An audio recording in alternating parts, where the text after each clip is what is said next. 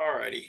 My name's Nate Koshwagi, and today I'm going to be talking about the Garcia River estuary and the habitat restoration which occurred there.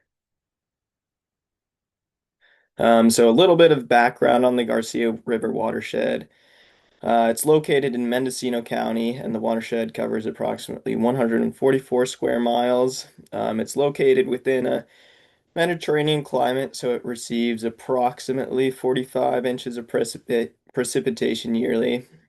And the headwaters are dominated by redwood forest, as well as other trees, firs, and tan oak. And then the river flows in the Pacific Ocean just north of Point Arena, California.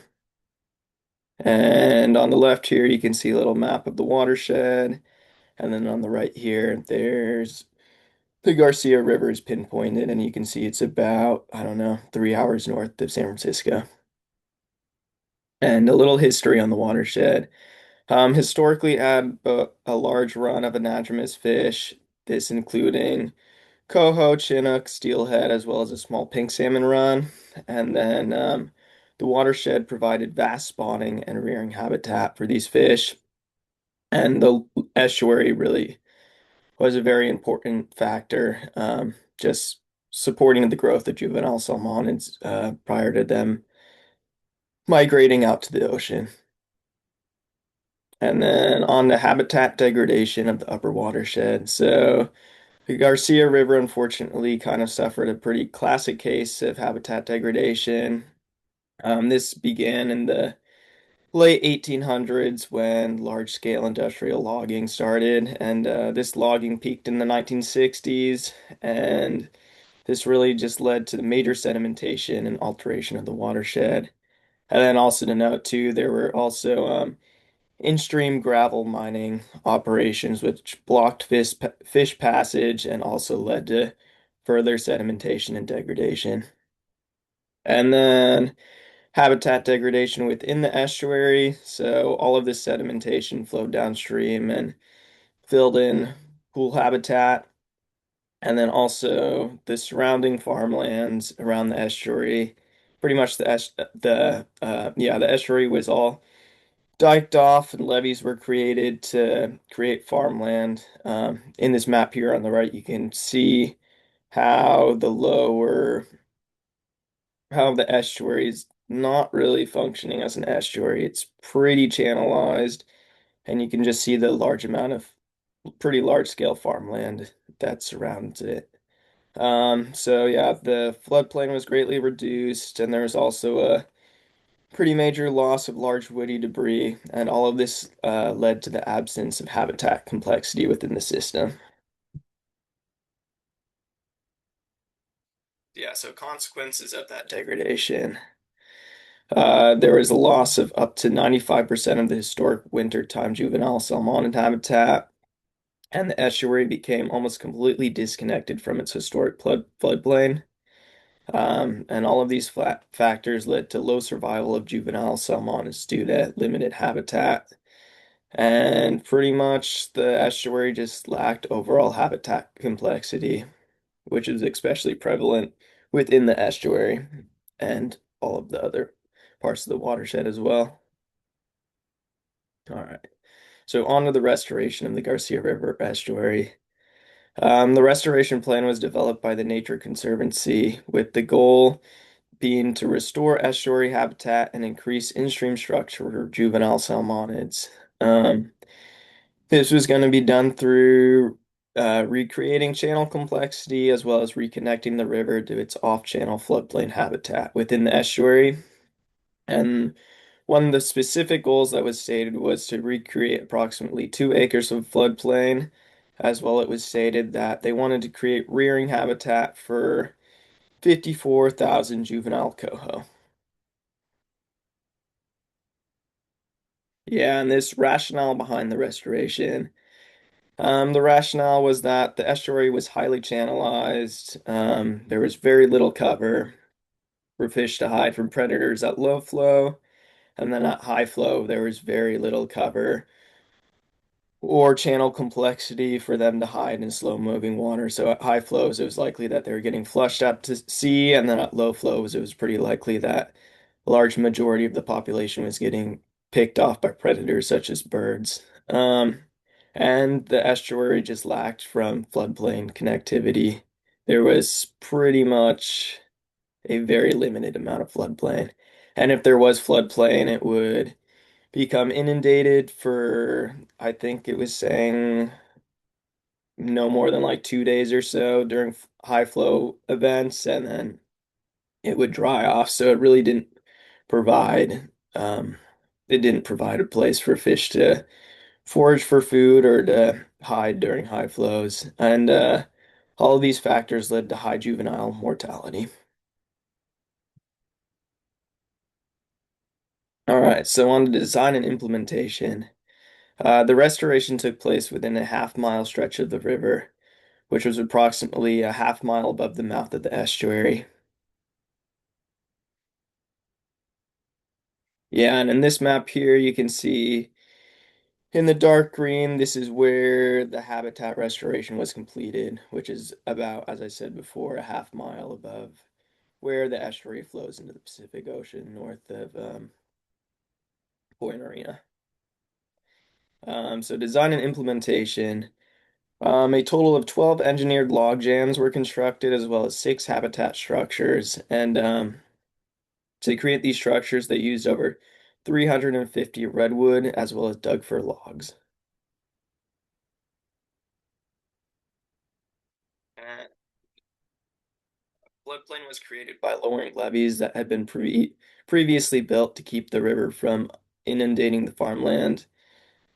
And then construction of floodplain channels were also created, as well as multiple seasonal ponds. In this image on the left, you can see some of the off-channel habitat that they created by, I believe, lowering the levee, as well as there is an off-channel pond up here on the right. And then here are a couple pre versus post restoration images.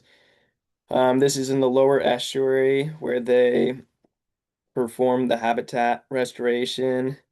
This image here on the far left is from October 2021, and you can see there looks like there's like one log there.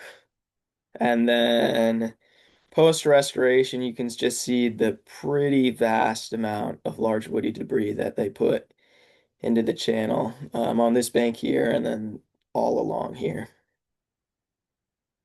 And then these images show the restoration that was done just a little bit upstream of where that last image was taken. On the left here, this was taken in June 2021, and that is prior to restoration. And then on the right here, this was taken in October 2023. Uh, I guess post restoration, but you can kind of see it actually looks like they might still be working on it because I think this was towards the tail end when they finally finished the project. But you can also see they created this channel here. This amount of large woody debris was installed, and here as well. All right, and the timeline for the project really began in 2015 with project planning and design. And then it wasn't until 2022 when construction actually began. Um, and then in October 2022, construction was completed. And then in November 2022 was when the monitoring of the restoration began. And then in February 2025 was when that monitoring actually ended. All right, so planning and implementation costs.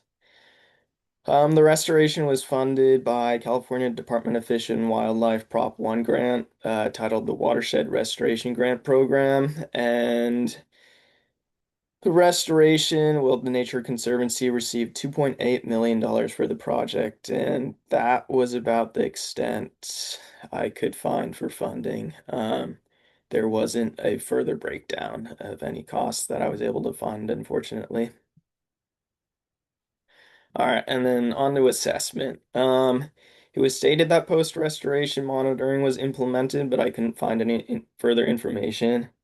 Um, it's probably partially due to that monitoring being ended in the spring of 2025, so it probably still has yet to be published. But my proposed assessment is really just asking the question, is the restoration doing what it's supposed to do? For example, are all the 18 structures that were constructed, are they still functioning after 3 years after the project was completed? And then as they had the goal in mind of creating 18,000 square feet of complex habitat. So also asking the question, was that goal met? Was that habitat created? And then they also wanted to create 2 acres of floodplain. So again, kind of asking, did they reach that goal or how close were they to reaching that goal of creating that habitat? All right, and then further assessment. I think that there needs to be monitoring of the habitat use, asking the question, is the habitat that they created and spent so much money on, is it actually being used by juvenile salmonids?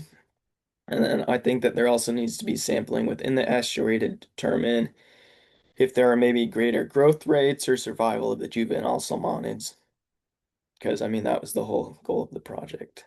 Let's see. And then discussion and reflection.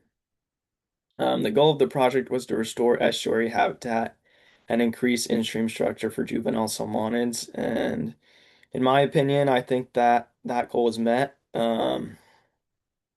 But then whether this has resulted in greater survival rates of juvenile salmonids has yet to be determined. And then future work. It's definitely necessary that continued monitoring of the habitat use continue within the estuary. And then I think it's very important to continue the assessment of the function of the habitat restoration. Um, and then also one thing that was noted in one of the papers that I read is that the wood within the large woody debris structures has a lifespan of approximately 25 years, so it will begin to break down at some point. So it may necessarily need to be replaced, but also at the same time, during the lifespan of the large woody debris structures, it is likely that they'll accumulate other wood, so I don't know if that will be necessary. Um, and then other future work is definitely the further possibility of restoration of both the half mile section of the estuary down from where that restoration occurred, as well as restoration within the upper estuary and more of the watershed. All right, and then here are my sources. Thank you.